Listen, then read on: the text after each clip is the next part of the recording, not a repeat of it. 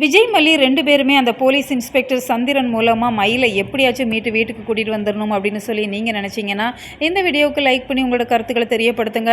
மல்லி ரொம்பவே டென்ஷனாக இருக்கிறாங்க. வயசு பொண்ணு வீட்டை விட்டு போய் ஒரு நாள் ஆகுது, எங்கே போனால் என்ன ஆச்சு அப்படிங்கிறதே தெரியலையே அப்படிங்கிற மாதிரி அவங்க ரொம்பவே எமோஷனல் ஆகுறாங்க. இந்த சூழ்நிலையில தான் மல்லி நடந்த எல்லா விஷயத்தையுமே அந்த போலீஸ் கிட்ட சொல்கிறாங்க. தான் தங்கச்சி ஒரு பையனை லவ் பண்ணாங்க, அவங்க நல்லவன் இல்லை அப்படிங்கிறதால வார்ன் பண்ணேன் அப்படிங்கிற எல்லா விஷயத்தையுமே சொல்கிறாங்க.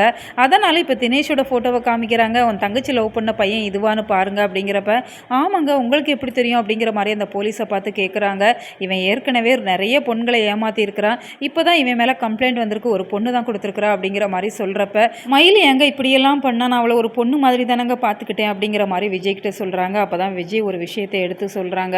இந்த டீனேஜ் பருவத்தை கடந்து வர்றது ரொம்ப ரொம்ப கஷ்டம் மல்லி அப்படிங்கிற மாதிரி தான் சொல்கிறாங்க. ஏன்னா யாராச்சும் ஒருத்தங்க அவங்கள புகழ்ந்து பேசுனாங்க அப்படின்னு சொன்னால் அவங்கள தான் பிடிக்கும், நீ பண்ணுறது தவறு அப்படின்னு சொல்லி நாம் சுட்டி காட்டணும் அப்படின்னு சொன்னால் நாம் எதிரியாக தெரியும், ஆனால் பாராட்டினவங்கள அவங்களுக்கு ரொம்ப ரொம்ப பிடிக்கும் அப்படிங்கிற மாதிரி சொல்கிறாங்க. நீ ரொம்ப அழகாக இருக்க அப்படின்னு சொல்லி யாராச்சும் சொன்னாங்க அப்படின்னு சொன்னால் அவங்கக்கிட்ட திரும்ப திரும்ப பேசணும் அப்படிங்கிற ஒரு ஆசை வரும்.